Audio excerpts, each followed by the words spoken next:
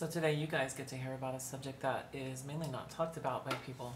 I was actually arrested and admitted to a mental institution.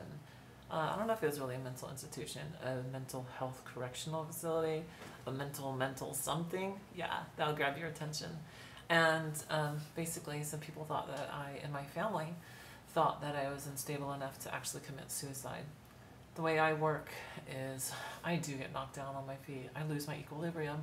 I struggle with stuff just like everybody else, no difference. And sometimes I have suicidal thoughts. And so what I do is I reach out and I hope to hear that people still love me and want me in their life, because if I know if I'm cared for and loved, then they tether me to this world. They help me want to survive and live. And when you're suffering with the loss of a mother and a father and your children and your brothers and your sisters, and you're suffering with the loss of friends and, religion, because I've lost my religion, when you're suffering with huge, major, shake my world kind of losses, yeah, I guess it could be measured up to some instability and depression at times. Sometimes things get difficult, and sometimes when things get difficult, that equals suicidal thoughts. So personally, a lot of you are going to be saying like, oh, suicidal thoughts, then you're unstable for sure and all this. And I'm like, yes, I get that. There's some people who are definitely very unstable when they have those thoughts. But for me, it helps me gain stability.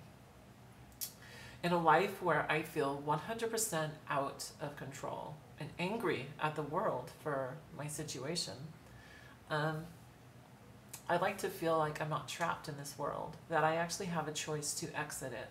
Like if you're stuck in the prison and you have no choice about it, the prison becomes unbearable.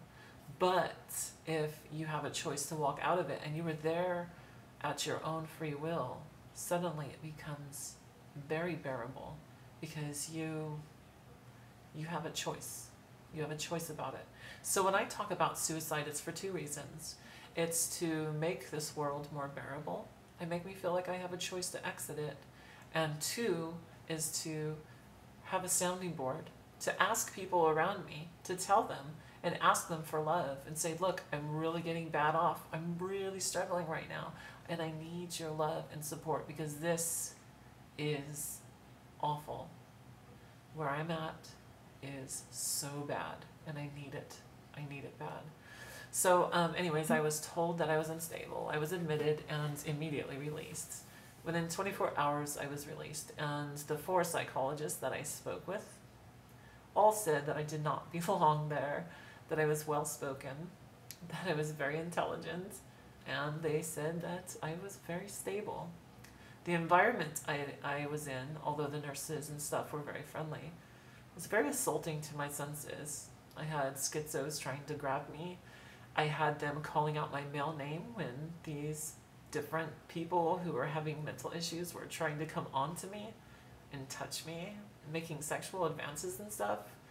This actually happened. And when they heard my male name being called out and I answered, some of these people got frustrated and upset because I had fooled them into thinking I was a girl. Potentially dangerous situation. I spoke to the nurses 4 different times telling them, you need to call me by the name Kaylee or by Miss Johnson, but to be calling me by my male name is potentially dangerous, and you're putting my health at risk. So please do not do that. Plus, their food was horrible. It was absolutely horrible. They offered no psychological help at all.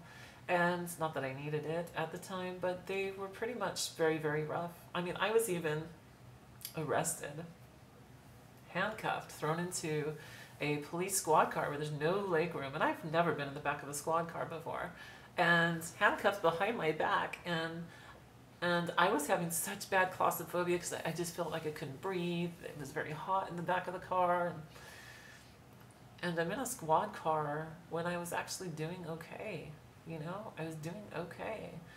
So earlier that day, I was feeling really depressed, and so I started reaching out to my friends, Amy, and I was reaching out to other people, and I texted people telling them I loved them and I was thankful for them, and I guess that somehow communicated to them that I was going to commit suicide, but I wasn't. Although I was feeling suicidal, I was not going to commit suicide. I had no active plan to hurt myself. So anyways, I decide I want to feel better. So I'm like, you know what? I'm gonna go soak in the shower. So I jump into the shower, and I wash my hair and shampoo it, and I exfoliate my face, and I take those scrunches and I scour down my body, and I take and shave my body completely so I'm smooth 100%. You know how it is when you feel all clean and stuff, how wonderful it feels. So I do all this, and I take some Dead Sea salts and rub them all over my body, and I soak in there for a while and just relax, and I'm feeling so much better. And I go and get out of the shower and lotion myself up, and I just go down and lay down on my bed. I just got out of the shower, my hair's still like lightly moist. I love that. And I lay down on my bed, and I'm like, I'm gonna take a nap. And as I'm laying down to take a nap, there's a pounding at the door.